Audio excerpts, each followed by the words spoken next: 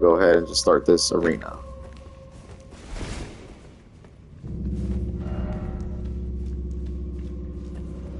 Wary of a tough enemy. Weak so. Try head, try holy. Yep. So, like I said, catacombs, we're definitely going to want the holy ability. Probably put in some. Here we go.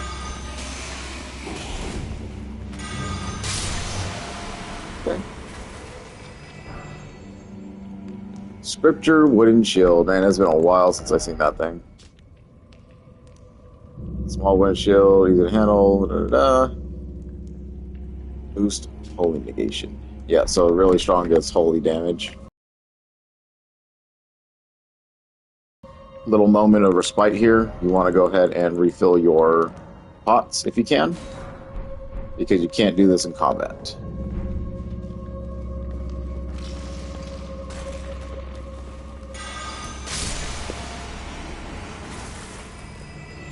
You see the holy effect is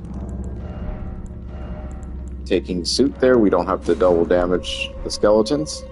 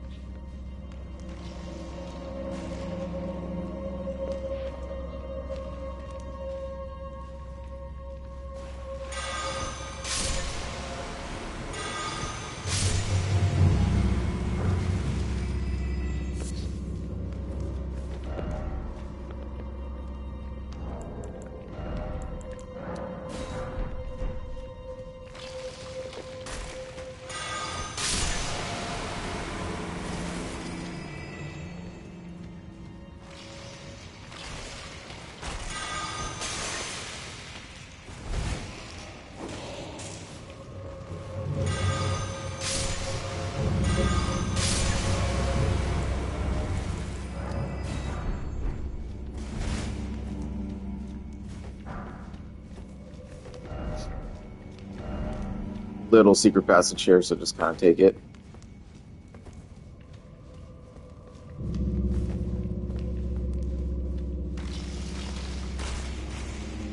The skeletal ambush.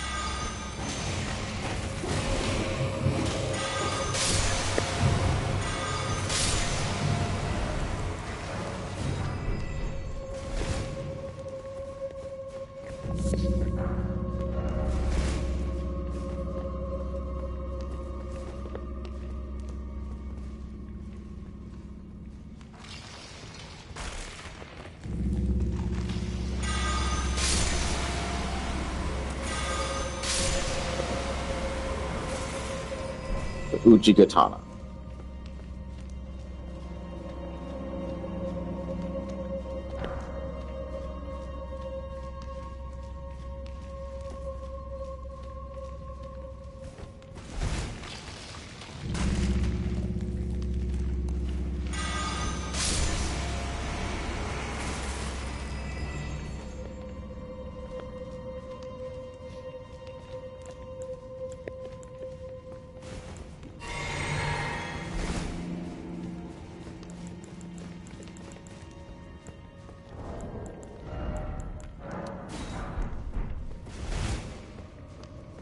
And this is what I mean by a pretty good weapons involved in this.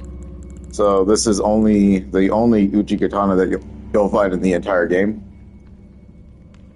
You start with one as a samurai. Very, very good weapon. Takes you all the way to endgame if you are a dexterity build. And you can do a lot with this. So you can actually get a second here if you're a samurai, and it's very popular for a lot of build styles being double sword.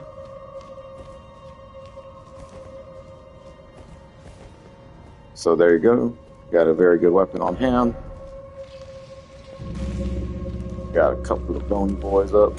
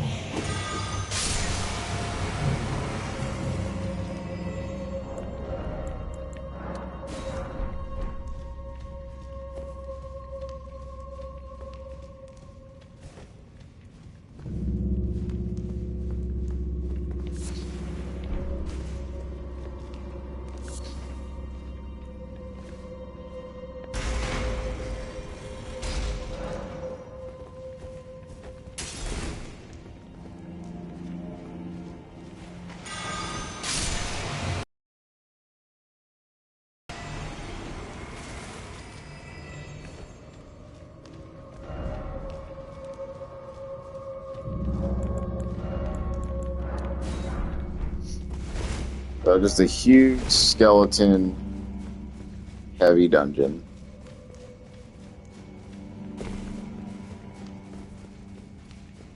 You don't need to use those pots, but I say why not? They're just one-hit kills, so we'll take them. And then I would reset the dungeon because we used one of our flasks that we might need for this battle.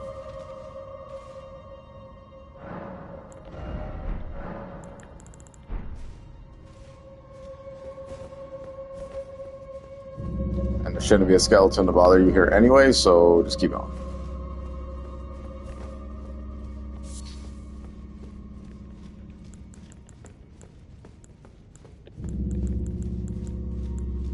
Up to you if you want to have a summon, but I think this thing's pretty easy without one.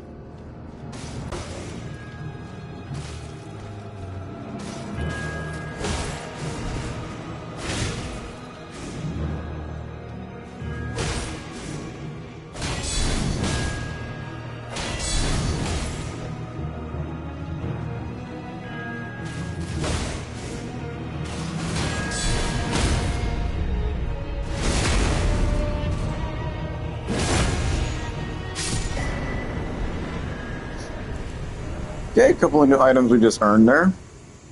Blood Rose, this will be your primary item to build blood-related items. And we got a talisman for defeating that boss. So this is actually pretty neat. If you're really good at pulling off parries or you get a lot of backstabs, this thing can really be helpful in a dungeon situation like this where you don't get your flask back from certain deals.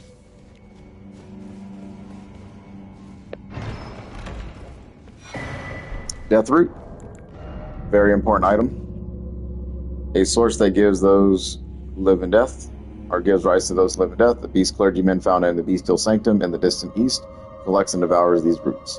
On the night of the dire plot, the stolen rune of death enabled the first death of the demigod.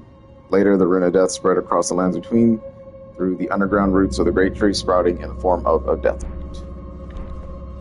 So a little world lore there, and it's an item that we need for quest progression for a certain character. You'll find many of those throughout the game.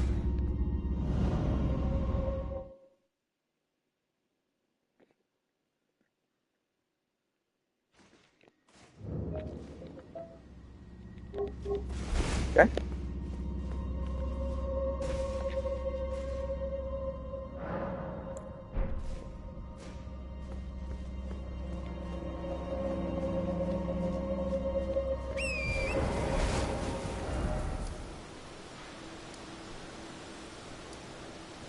I would say we are now good to go ahead on through the bridge. That's it for this part of Limgrave.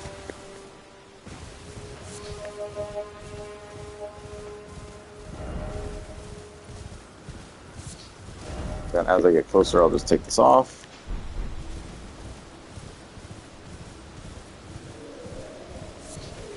We've already seen this type of enemy before. This one's just a little bit crazier.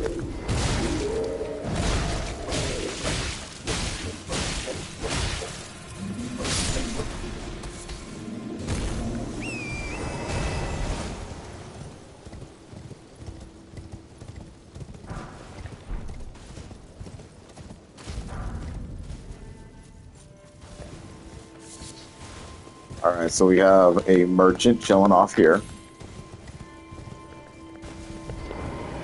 Oh, dear. I'm terribly sorry. Are you here as a customer? Buy his stocks. Nomadic Cookbook 3. So this is where we will learn poison stuff. Very nice to have. You can get a halberd if you didn't start off as what I am, and a short sword, but you should probably have plenty of these from those highwaymen. Bandit Mask, and then Flame Chariots. So we will buy this, and that's it for this merchant. I must apologise. I'm afraid I've very little to offer. No problem, bro. We got what we needed. Okay. Beware the Fire Monk's chariots bearing the face of giants. A well-aimed blow to the chimney on top may prove effective, but opportunities for plunging attack will be rare indeed.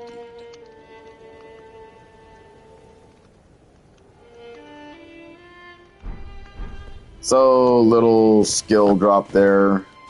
Flame chariots, we won't see those for a minute. Really oddly placed note, in my opinion. And very forgettable, especially from where we're at. Okay. We'll run down this way real quick into this little post.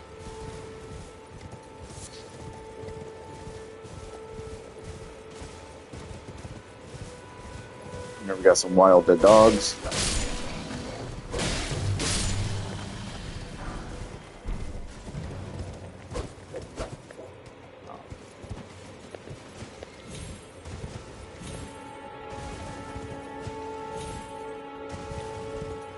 Really nothing else to be seen there.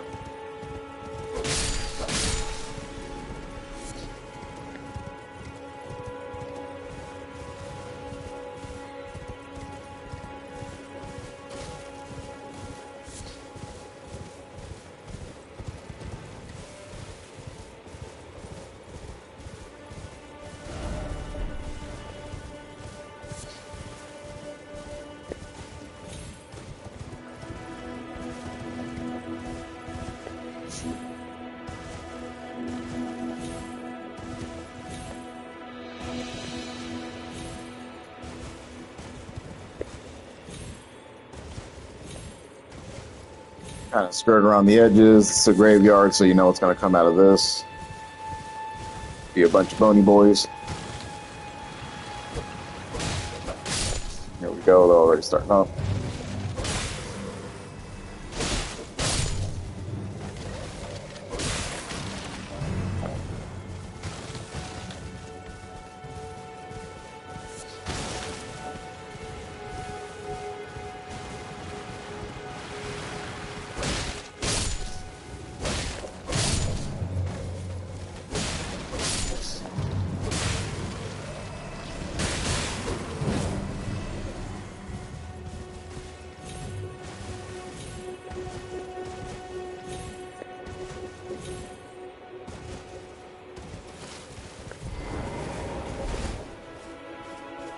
Okay, so usually there's an NPC that kind of sits right here.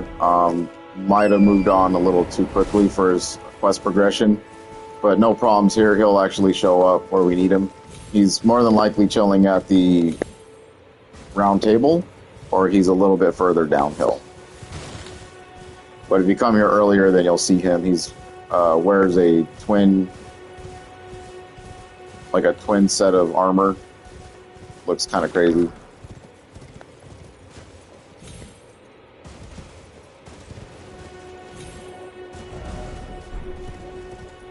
Check out the ruins.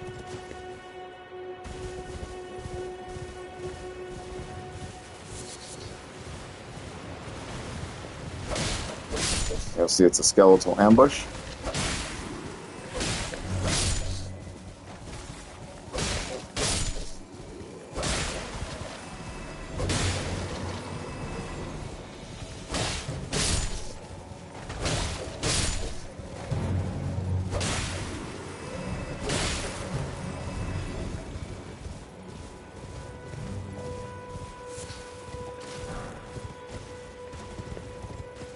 All of that just for some Saint Trina things. Okay. Just keep it running.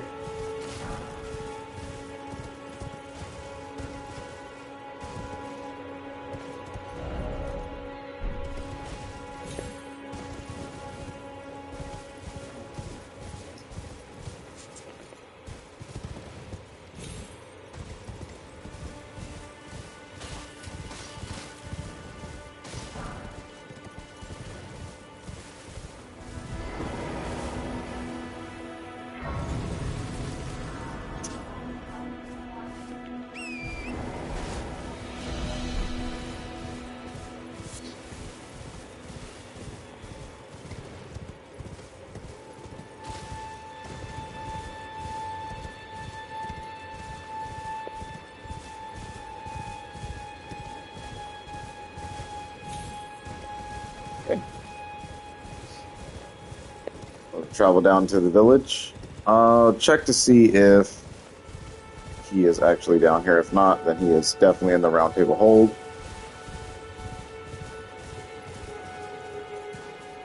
Yeah, we'll see.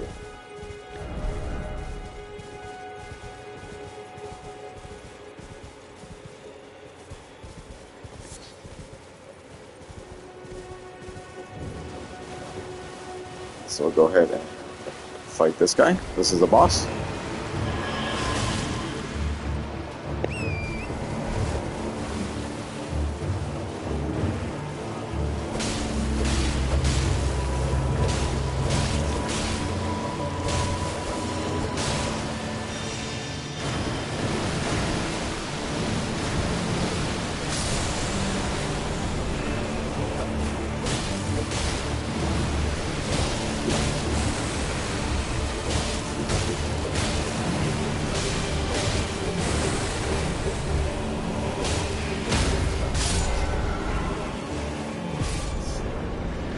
Pretty pathetic boss, to be honest.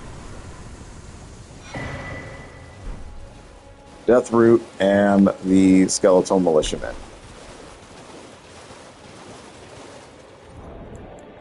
So, Skeletal Militiamen are really cool. They're the things that we see throughout here. So, just say an enemy, we're fighting something, you know, and you have those dudes out. They will act just as they do with you. They'll need a second hit in order to die. And once like an enemy loses focus on them and you kind of take the aggro, then they just pop right back up with full HP until it's hit. So most of the time, I mean, they're kind of fragile. They're bone enemies, so they're not going to really do a lot. But they have their uses from time to time.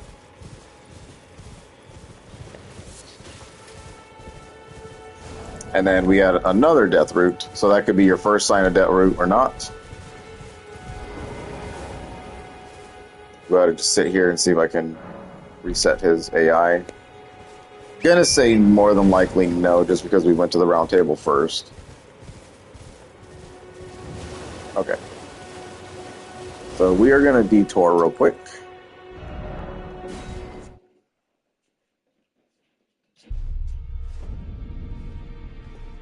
And there he is. I don't believe we've met. I'm known as D. I hunt down those who live in death and weed their death root. Heed my warning. Those who live in death should be left well alone. All the more should you spy a mariner among their number. Unless you wish to lay down your life in vain. Well, well. With a prowess for weeding deathroot. How would you like to earn the strength of beasts? If you're inclined to hunt more of those who live in death and weed their deathroot, then I'll Very well. Show me your map. I've marked the location for you of a hidden gateway. It will lead you to Garank, the beast clergyman. What is it? Still milling about? The map indicates where the gateway is hidden. It will lead you to Garank, the beast clergyman. What is it? The map will lead you... Okay, so another feature that they added to the game and later updates were adding these little red marks indicating where you should probably look. Because it was kind of like vague and not obvious where this gate might have been. So he just kind of adds it right here. Like I said before, we saw it before. Now we know where it's at for sure. And I didn't want to use it because it would transport us over to Caelid, and yeah, that'll would have messed up some things. But naturally, you would find this guy in that one area by the graveyard, and then he would transport himself down to the rock after you defeat the Tibia Mariner, and then he'll transport himself over to the round table hold. So there's a lot of different triggers if you do things out of sequence and order, but Elden Ring's really good about resetting the NPCs where they need to be at times. So just kind of check this place, if anything, as a last resort if you're searching for a certain NPC. Ah, you appear to be doing well. Very good. Well then, Would you like to learn an incantation? May the god... And just kind of talk to everyone again. Tell me if you meet her. She's a servant. She's been my... I've lost count of them, honestly.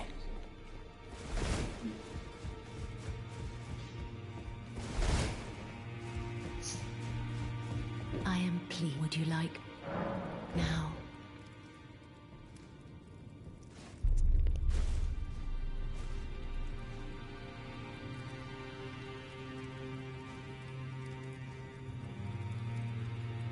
You are so very warm.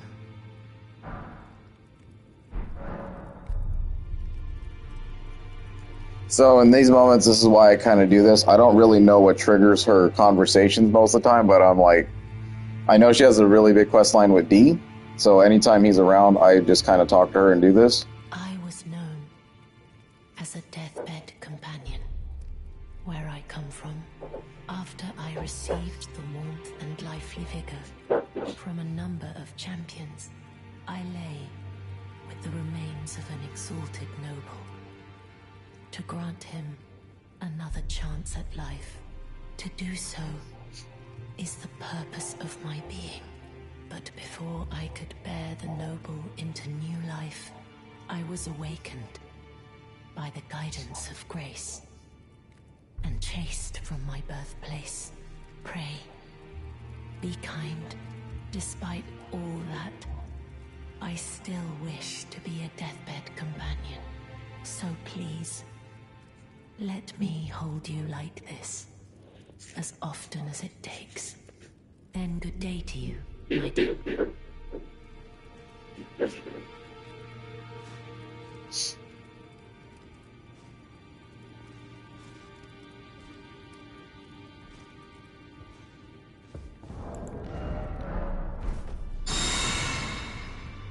Pretty much what I'm doing on the channel too is, by virtue, I guess, making loops famous. So you always want to, in these main central hubs, just kind of walk around and talk to these NPCs, because you just never know what dialogue options might be open. And that's what we want, you know what I mean? Interesting pictures around here. Talk to Hugh. Well, I took you no matter it's out your arms. So we're just shy of one there, so not too bad.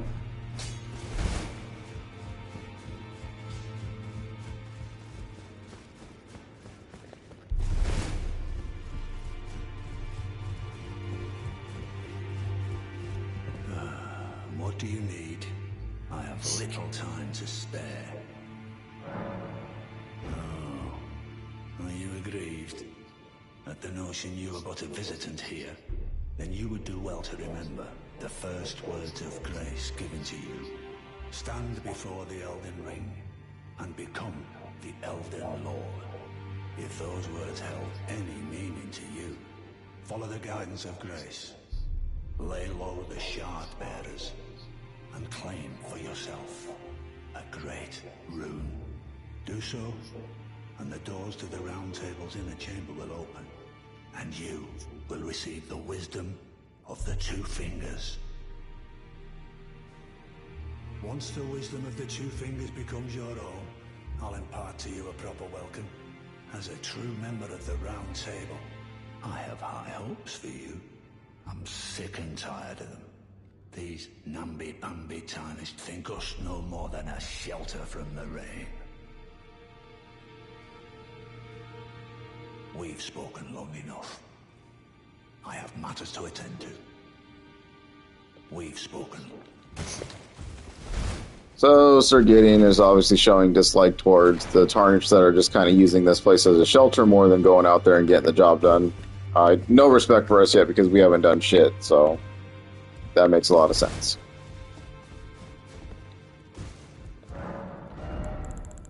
Then once again, if you need anything from these guys, go ahead and buy whatever you need to buy.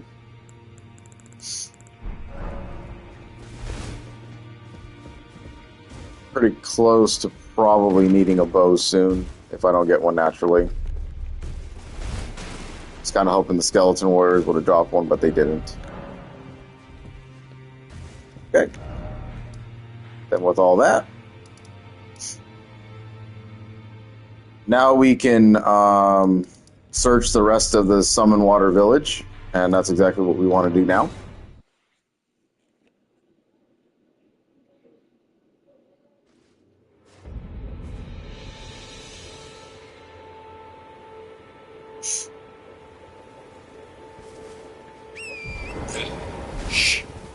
And this place actually houses one of the best talismans in the entire game, and it's probably going to stay like it always does in my inventory for time in memoriam. So here we go.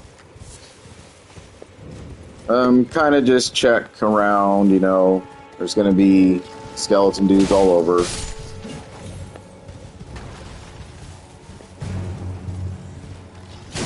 Ah, you fuck.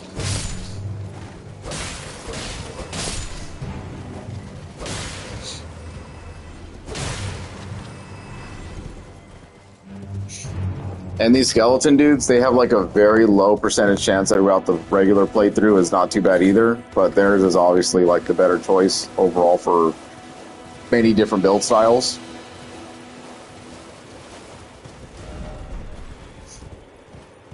Then you just kind of want to check in and out of buildings, make sure you watch your corners, because you know the bone men just kind of rise out of nothing.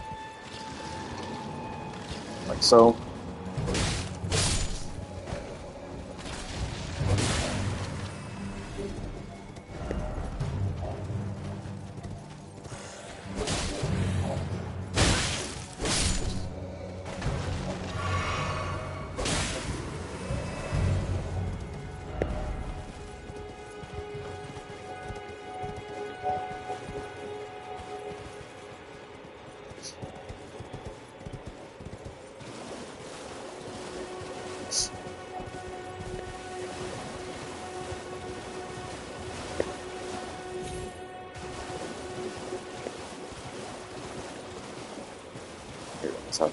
There we go. Sometimes you think you hit it, and then you just run right by it. Still haven't learned my lesson yet. But honestly, why is there even a button to collect things in these types of games anymore? I mean, Rebirth drove me freaking nuts with that crap until, like, you beat the game, and then you're like, oh, use the option to not do that. It's like, why wasn't that there present beforehand? Nobody wants to sit here and like, mash these buttons. It does nothing for you.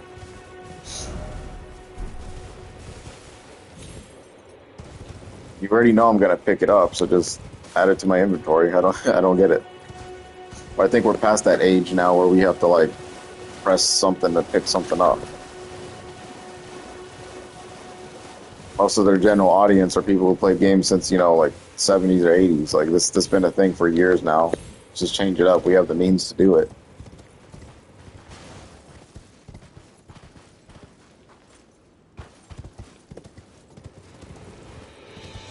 This is nothing more than just a view of the Great Erd Tree. I wish there was something back here, but there really isn't. So every playthrough, I kind of like to make a little message here.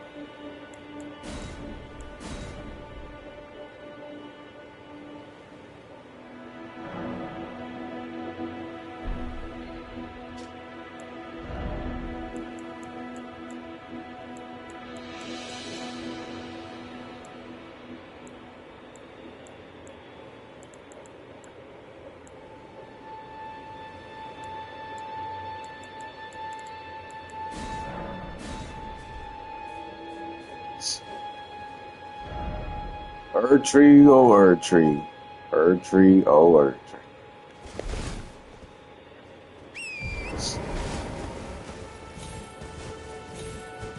So very, very beautiful location. Always love putting something there. It'll probably get disbarged, but it's okay.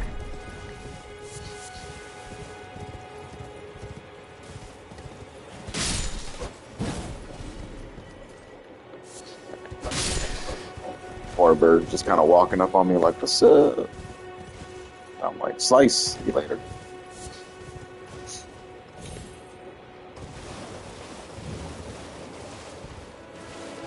Now, I thought there were bonemen that appeared up there. They probably do, I just didn't see them. Oh, okay. Well, there is a secret in here.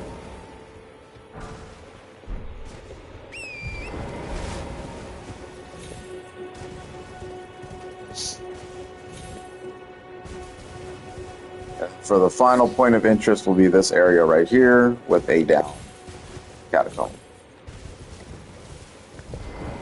So this will be our first investment in our stone sword key. 2 imps, one sits on top of the other. If there is not a sword in the bottom one, then you'll need to use 2. But those will never be recovered, and you only have a certain amount there. But one was good enough for down here, and this item is so good. See a bunch of turtles. Very docile creatures will never do anything to you. To pick up that. Turtles are known for a nutritious ingredient symbolic of inexhaustible power. However, those who hold turtles to be wise creatures consider the practice of eating their meat to be barbarous. Yes, indeed. Do not hurt the turtles. So this thing raises your stamina recovery speed, and I mean, that is so good in these games. You know, the Chloranthy ring, this and that, blah, blah, blah. It's amazing. So the question now is to get rid of what? You know? Do I want to get rid of my charge attacks, or do I want to get rid of my stamina reducing attacks against blockers? Considering that charge attacks are pretty good, and stamina reducing attacks are what we mainly do anyway, I'd probably get rid of this first in favor of the Great Turtle Talisman. So now when I am in combat and stuff like that, my green bar will raise much more quickly, allowing for even more combos and more survivability and harder fights.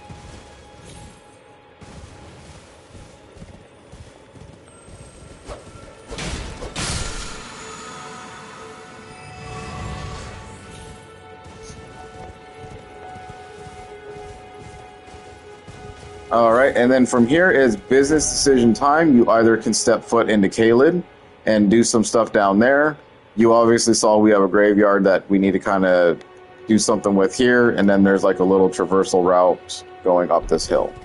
So I am going to go by the way of this, and we don't want to fall and die. These look pretty tall. Fall, quick. Okay.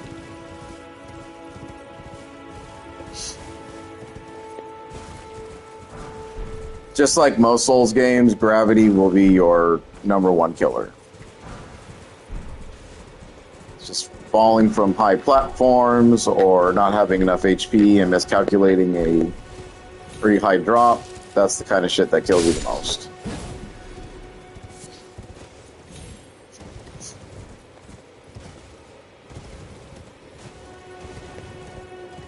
Then if you need to, you can obviously get back. This will be a jump. Oh, we didn't make it. Okay.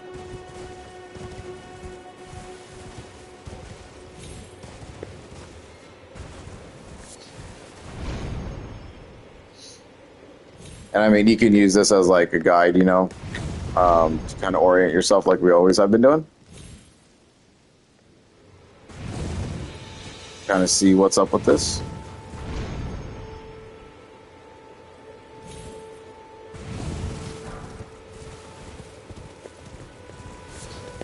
You want to come through here. It's a little hidden cave.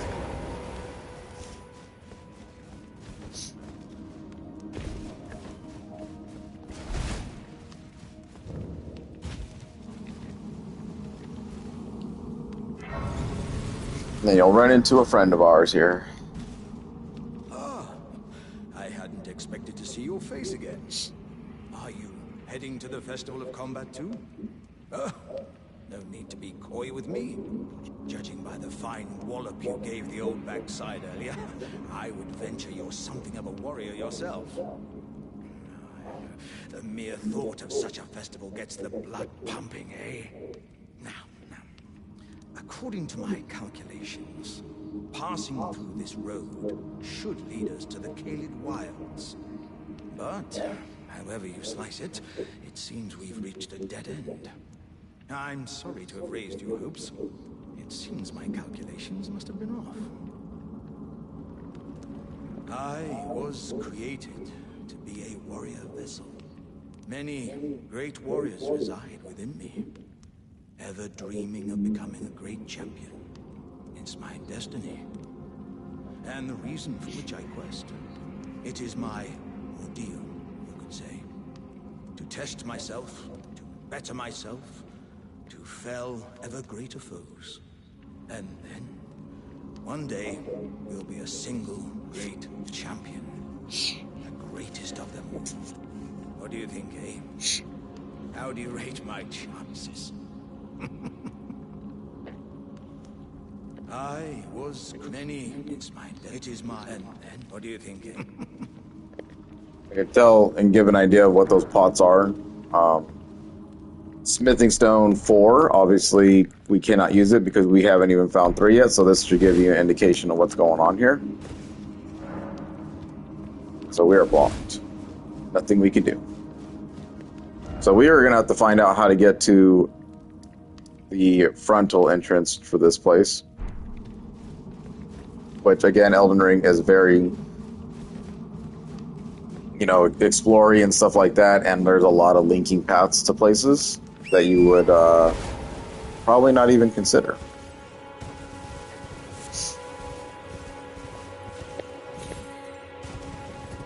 Sell the dogs.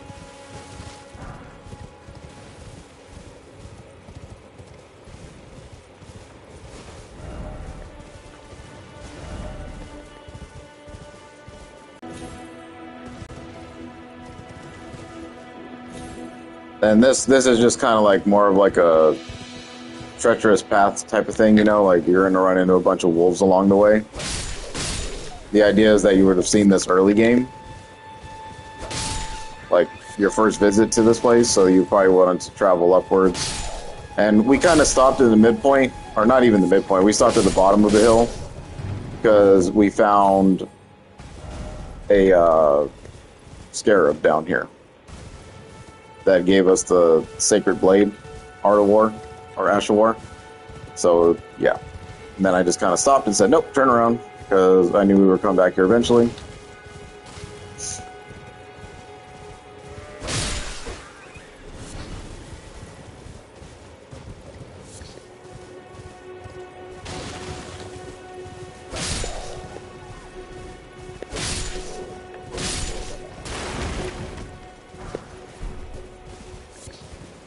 Get you some free poison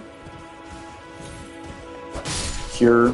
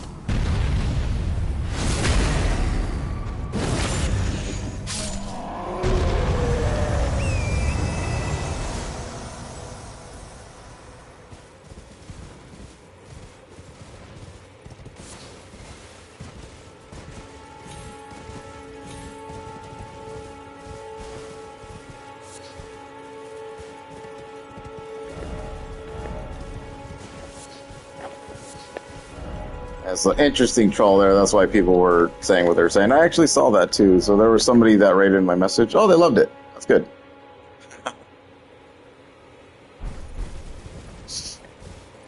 So it's the same instance too. I think I already mentioned in an earlier video, but if you get your messages appraised while you're still in the game, if your HP is like gone and you like somehow see that it just got regenerated, it's because somebody appraised the message. Whether they disbarred it or not, it's totally up to them. As long as it gets an appraise, either way, you'll get HP recovery for that. So I think that is amazing. And another reason why you should always be online.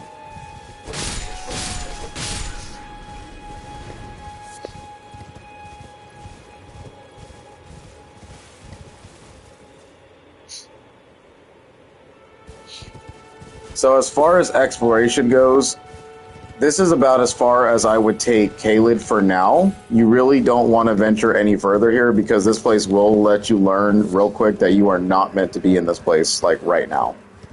I do want to run as quickly as I can to this grace period because there is a tough NPC fight coming up, so hopefully I get just enough time to do this. Woo! Okay.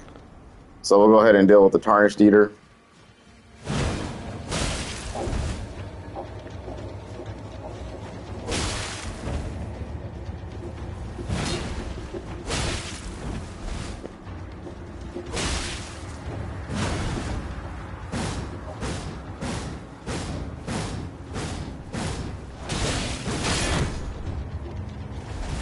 That could have been insta-death, so that was kind of crazy that I survived it. Oh.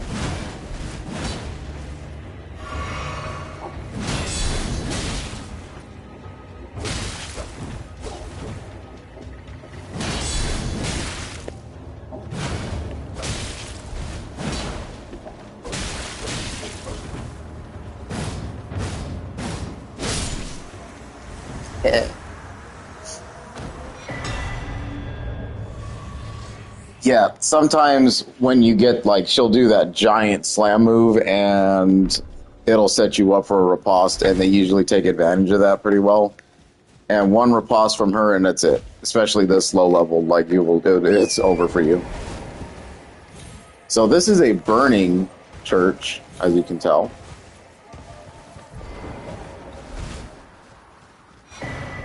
I get the Missionaries Cookbook 3.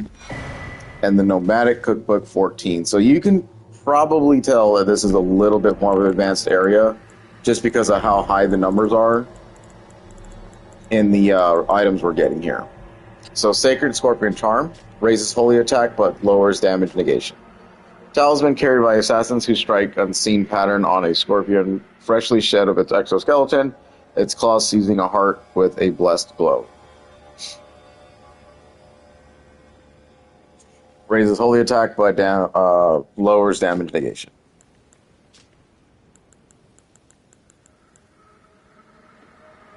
Cookbook gives us silver pickled foulfoot, poison pot, rope poison pot, and poison darts.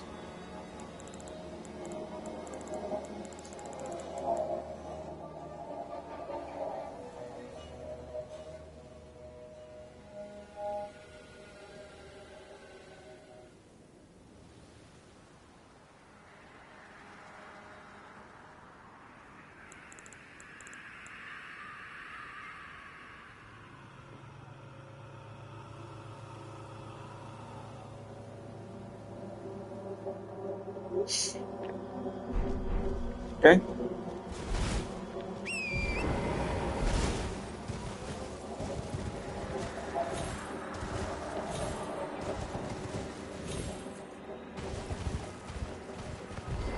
Never actually sat at this point before, so we'll see if there's any dialogue with Melina. I don't think there is.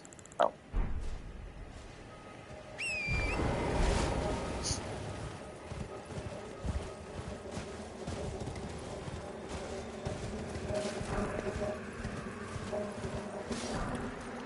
I mean, even these rabid dogs are pretty tough for this stage of the game, too. So we just really don't want to test your luck too much here.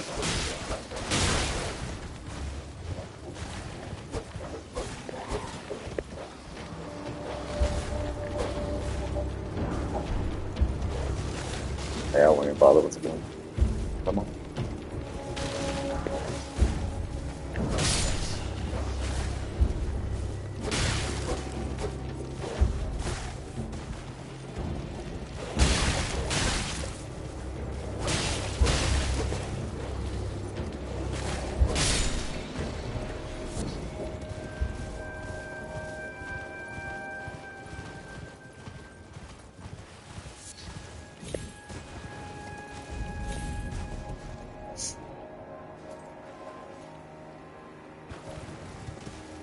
We'll just grab this one little grace period right here,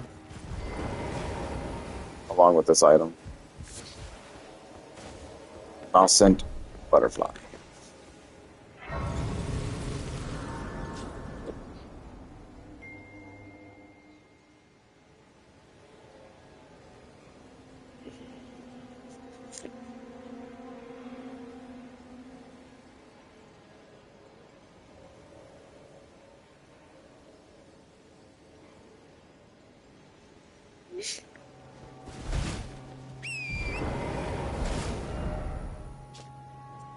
Okay, this butterfly appears as if it's just emerged from a cocoon for its entire life. Okay.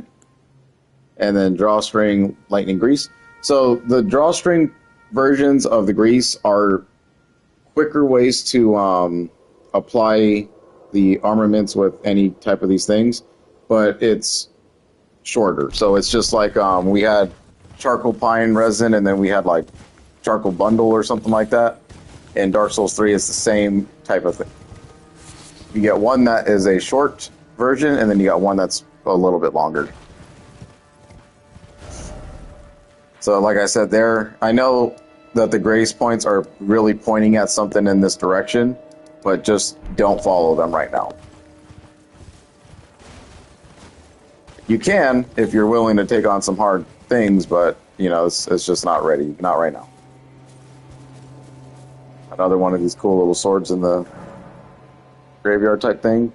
Lord Godfrey, at last, at the end of his campaign, his golden armies unvanquished and unbowed, yet finds grace lost, tattered, and faded.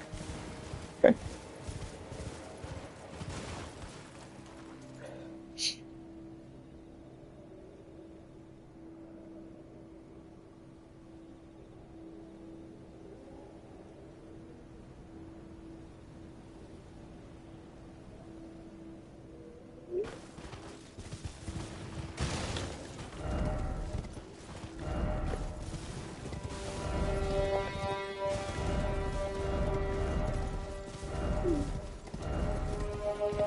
We've got a bunch of different messages here. It's crazy. Okay. So we adventured pretty deep into that. So now I'm gonna just fast travel over here to the Third Church America, and then go into a different area of Caelid now.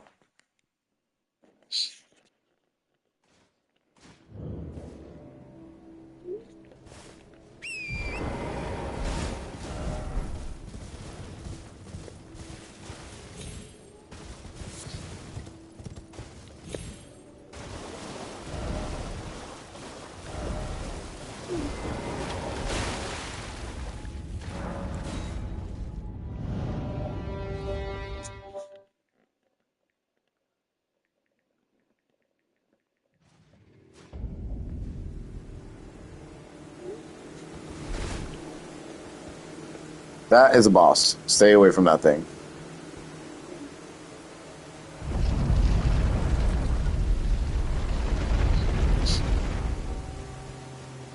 This is where Dia sent us, so you want to go ahead and pop this.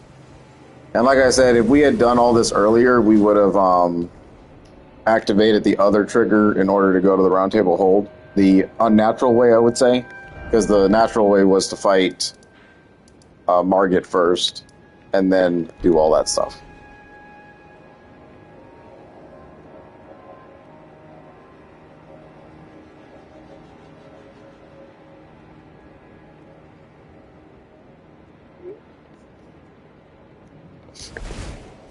Want to go ahead and talk to this dude?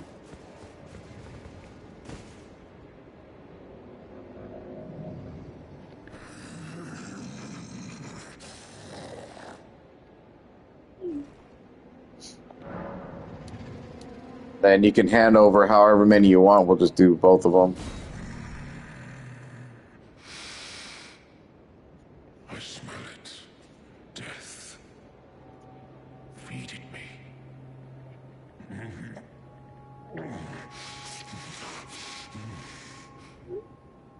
Tarnished. Bring more death. I shall grant thee eye and claw. Feed me more. Okay, a couple items here. So every time we hand over Deathroot, he's going to give us more of these spells and items. So very useful. Bestial Sling, Clawmark Seal, and the Beast Eye. I shall grant thee. Feed me. That is his whole gimmick right now. So Bestial Sling is incantation. You'll just kind of hurl sharp rocks at things. Very cool. I used it before in my Faith build. Very nice. Very fast too. So you can kind of really get deep into PvP or even like the main game with this thing. Clawmark Seal, the passive effects is that it boosts bestial incantation. So if you just want to dabble a little bit into beast stuff, then you can go ahead and use this. Honestly, for like a quality build like mine, this probably wouldn't be such a bad idea to kind of dive into a little bit, just so we have like spells too, because you know sword and shield play can be kind of boring for most people, but I'm all right with that. And if I need to, I can always fix up whatever I got going on. But it is a thought, because I never really get too much into the bestial stuff. And then the Beast Eye, said to tremble when close to Deathroot. Clawmark Stone Eye received from Gurrank. Beast Clergyman, it is said to tremble when near Deathroot. The Murky Violet Iris writhes as if it's alive. I am not sated, feed me more death. So this is just a key item. Every time there will be a message in some areas that say the Beast Eye quivers, and that's just allowing us to know like there is Deathroot in whatever dungeon or area that you're in. So like I said, for this guy, just ignore his ass. I would just fly right. These dudes are a pain. This is a very, really strong area, so you really want to watch yourself here.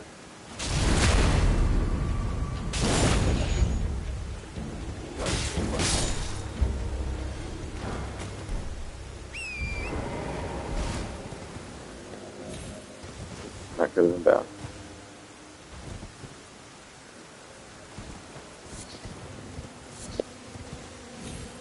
You are not meant to be here just yet, so that's why we want to just kind of stay away from these dudes.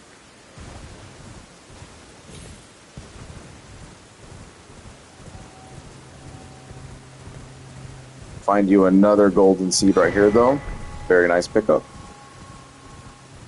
We want to just stay to their backs. If you do alert them, don't worry, they're easy to run from.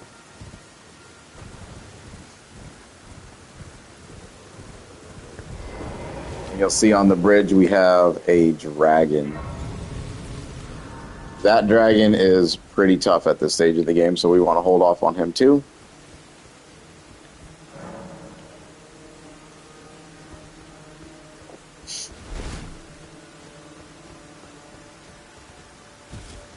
Kind of rest here.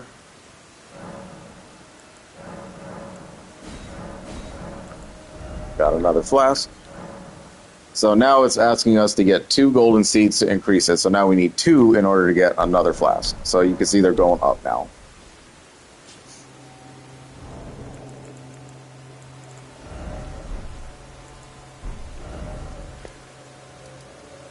So now we want to return to the Lost Table and talk to D, saying that we found the clergyman. We are now comrades in arms. I think you've earned this. The power of the Golden Order to aid the hunt of those who live in death.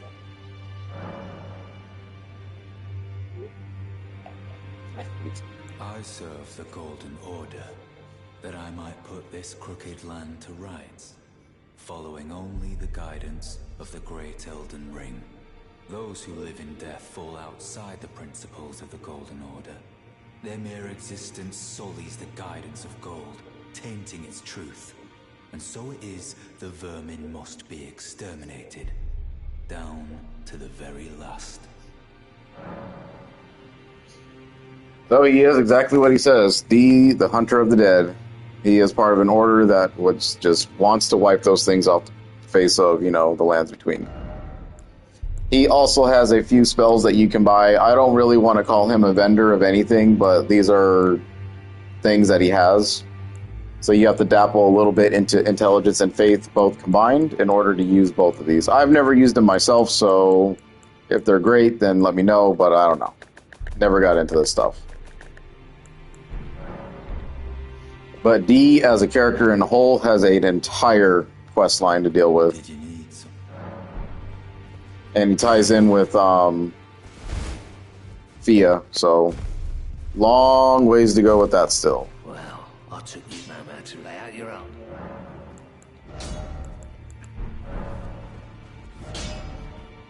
Okay, with that conversation taken care of, we are now good. Extended into Caelid as much as we will want to go. Now I think a good point to do is the castle, so we'll go ahead and do the castle portion, and then I'll have to break for dinner. Then we'll continue on with more of this side and possibly walking straight into Stormville finally. So I want to go to... We'll just take the church.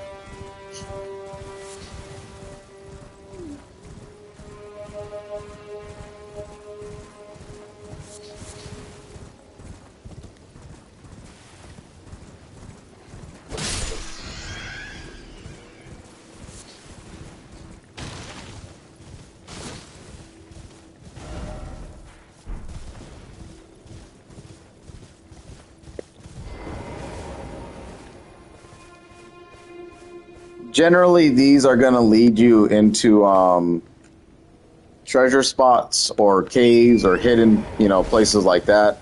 Once you activate it or use it, there's going to be like a dude that kind of walks around, and you have to follow him. You have to follow his little like golden footsteps, and then once you get there, you kind of just do whatever.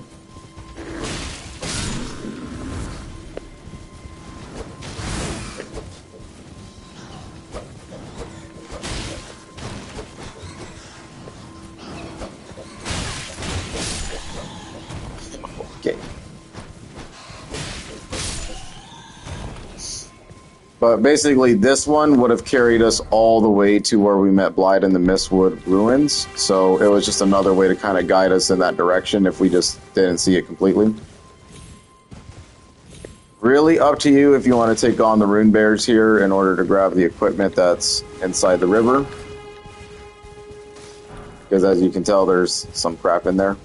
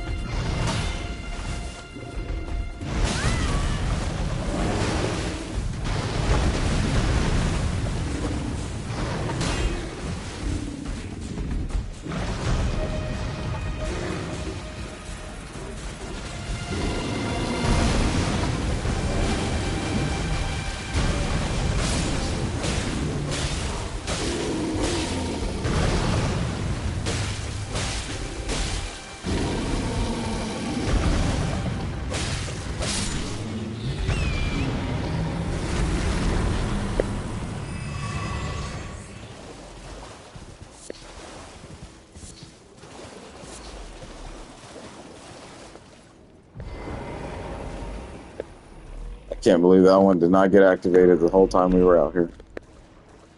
That's crazy. I'll take it though. I can play. It's got some new stuff. Okay. Just kind of want to hide in stuff like this. Alright, so what did we pick up here? We got some throwing daggers. They do exactly what they say they do. And golden fireflies. So we have the silver version, now we got a golden one. Obviously you can tell what these mix with, given our recipe. So you need gold for the gold foulfoot, and then you need silver for the silver foulfoot. This boosts item discovery, this boosts runes.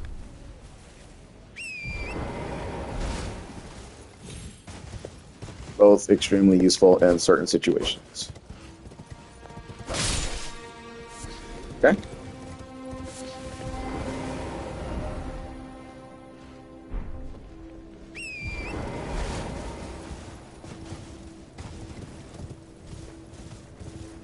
And we will take the road, because why do we need to do all that again?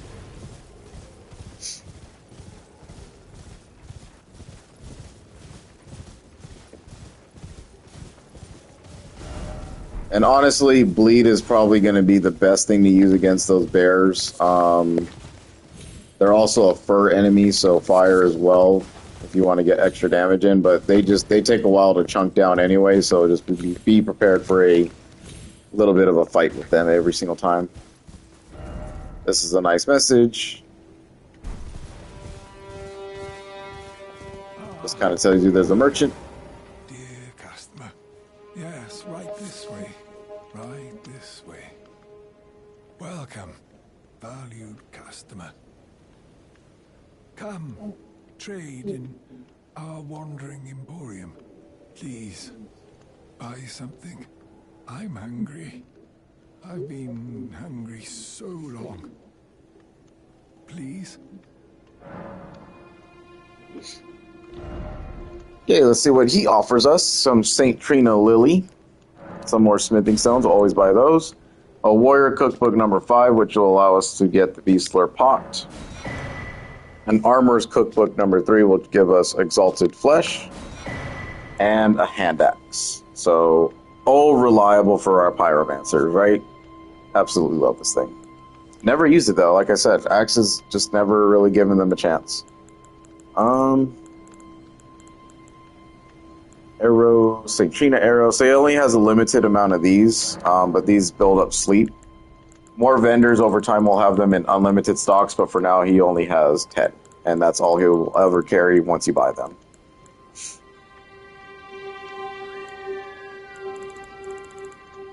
And kite shields, obviously. Very popular kind of shield design. Okay.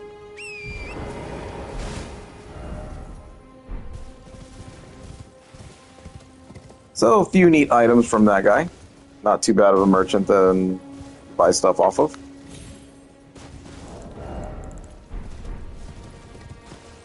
But you should have enough stones now to get another weapon up to +3. If you're really just can't figure out what you want to use yet, I mean, kind of play around with it and see what other weapons you might want to try out.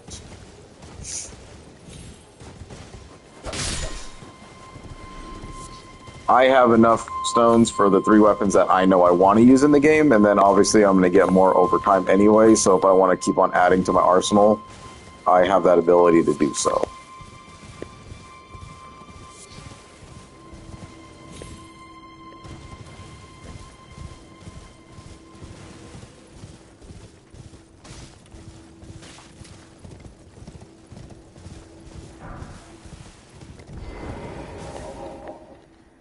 The demi-humans wax wroth. Now their mother's been taken. Where are you, Lord Kenneth? The night, bedeviled by blood. Okay.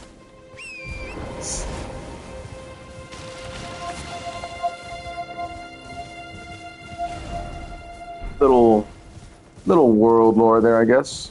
Not really sure the exact meaning behind it.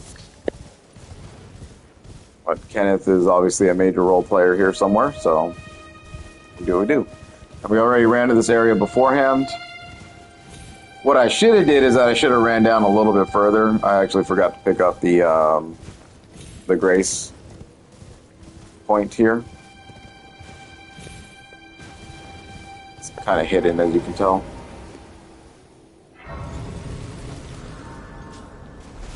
Then you can waltz on in there without sitting, or if you're low on HP, then do so. I just reset because why not?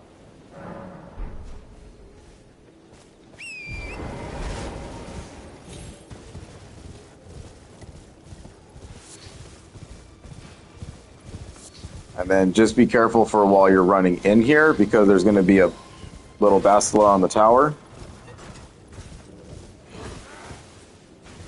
Or ballista. Bastila, jeez. Knights of the Old Republic, anybody?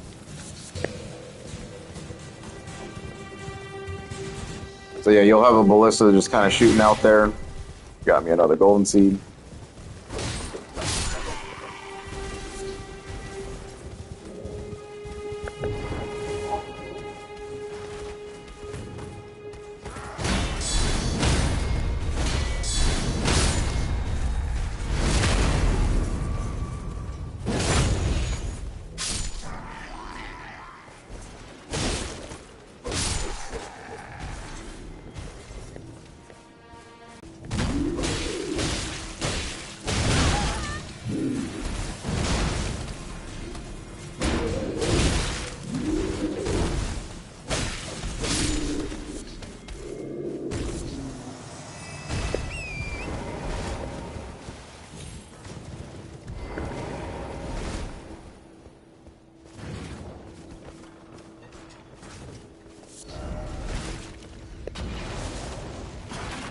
Yeah, these guys will spam those at you. You got a couple rats to deal with in here.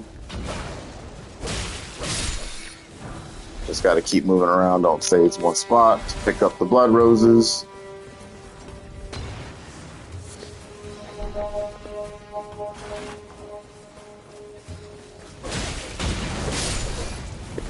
That's all right.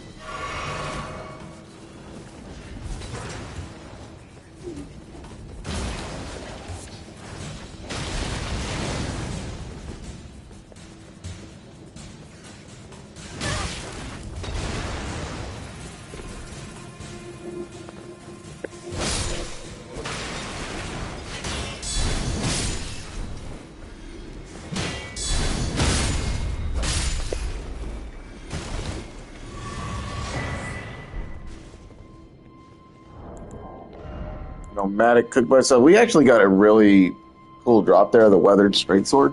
So it's kind of a short sword, but pretty rare to pull off those dudes. So that was actually really nice that we got one.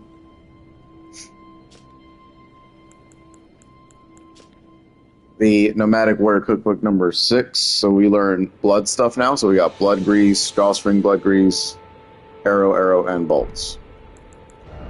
And that we actually do want to create.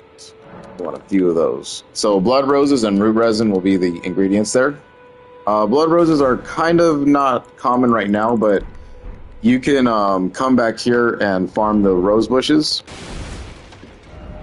So you can get enough of them. So it's really not that bad. Once you start running out, just come back over here and build some more.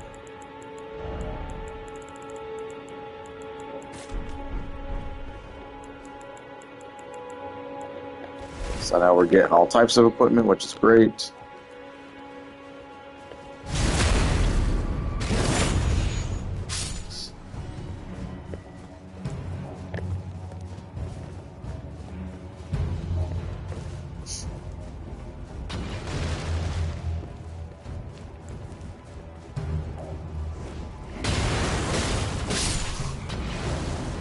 That guy does that every time. Every time.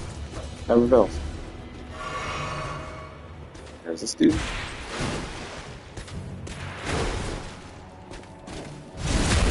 Okay.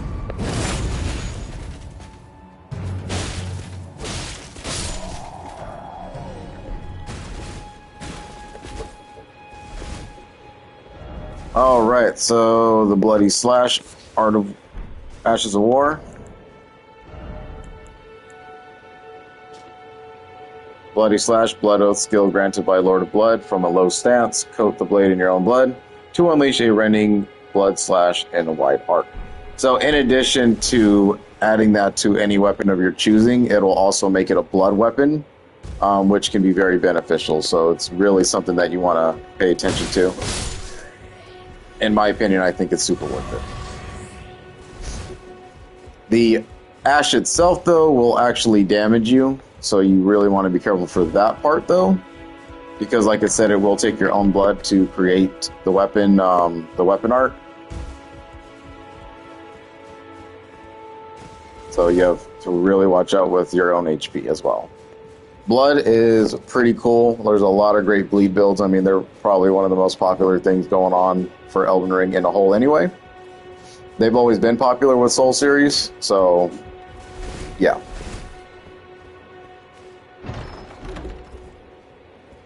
Okay, this is a unique special item. Deck this medallion left side. Left half of a split medallion depicting the Erd Tree, brandishing the medallion with both halves conjoined will activate the Grand Lift deck disc connecting the Altus Plateau to Liurnia. The right half is said to reside in Fort Ferrith and Dragon Barrow far to the east. So they gave us the actual location of its other half because it is a super story-related item. You basically cannot progress.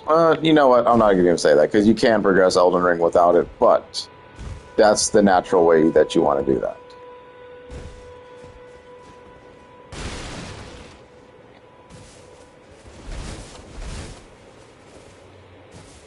Okay.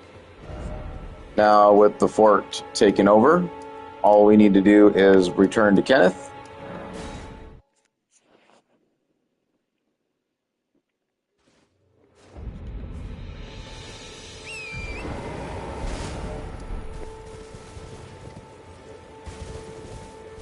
And tell him the good news.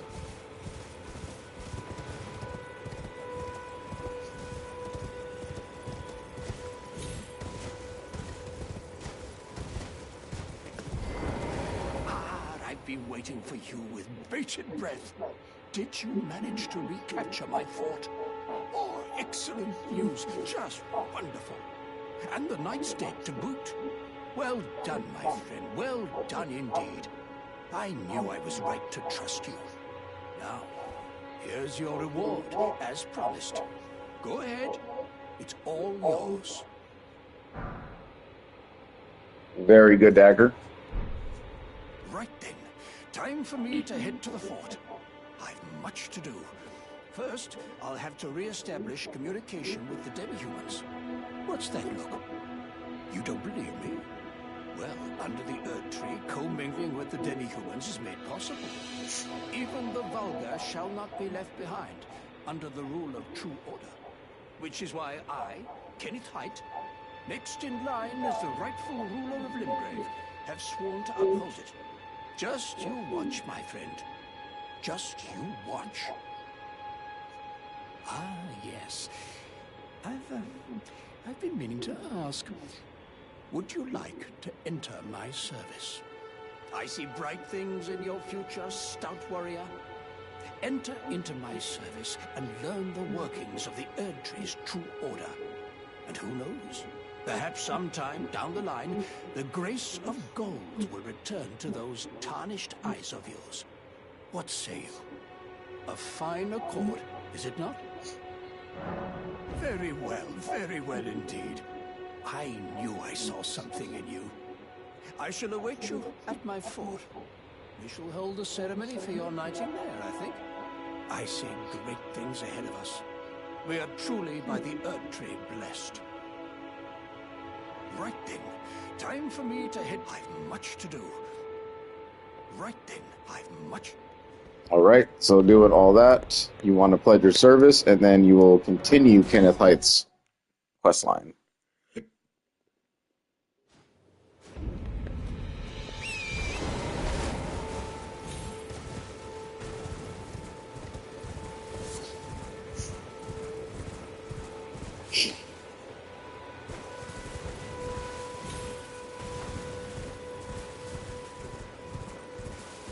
And then don't worry about the ballista shooting down at you any longer. It will no longer do that to you, now that all the soldiers are gone. But the soldiers have been replaced with other enemies in there. Because Kenneth is something else. Come to the backside of the fort here, and you'll get some more blood roses. Sometimes you have the RNG hits, and you can pull off like 3 at most sometimes. But more than likely, you're only going to get 1 or maybe even 2. So, yeah.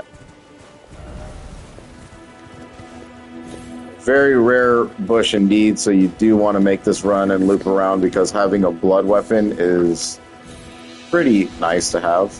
It covers another, weakness for most enemies.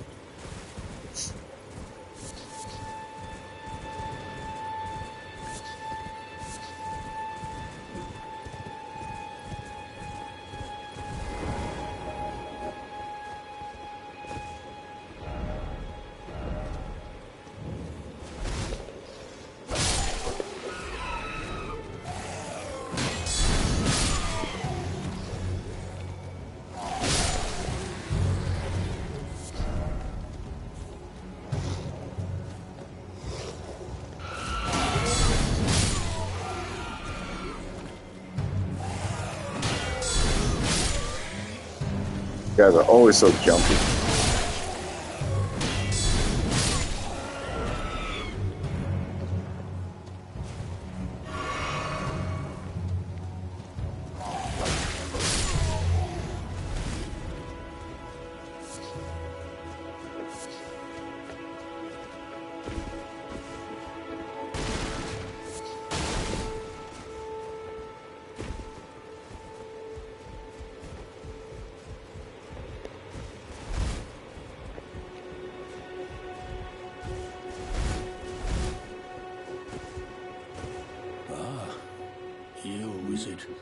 I suppose you must have seen it by now, yes. The sorry state of my fort. Oh, indeed, it is a foul fate for a land to be without a ruler. One must be found, with haste, and not that awful Godric, but a true and stalwart lord of the proper lineage to take the reins of Limgrave. I'm sorry to have lifted your hopes, but I haven't the authority to raise you to knighthood as things stand. The great Kenneth Height issues his sincerest apology. But now, I must begin my search post-haste for a true and stalwart lord of the proper lineage to take the reins of Limgrave. I must begin my search for a true... All right. So, Kenneth will be here for a large portion of the game. This is pretty much like the stopgap point for his questline for a hot minute. His exact triggers from here on out are, I don't really know. I just know how to get to the ending of it, but how to do it properly, I don't know. You can look at the wiki and maybe that'll help a lot more, but we'll get to the ending of it. We just are going to do it my way.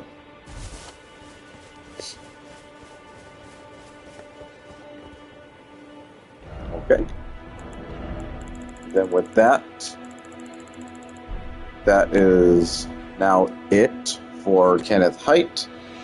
So the entire bottom half of Intro Limgrave is good to go. The northern area is good. The eastern area is set. Other than the Searfer River well, we still need to go down there, but that'll be for another time. We ain't doing that right now. And then there's this entire bottom portion still to go. So yes, a lot to do still, clearly. But what we really want to do now is head over to Stormhill Shack.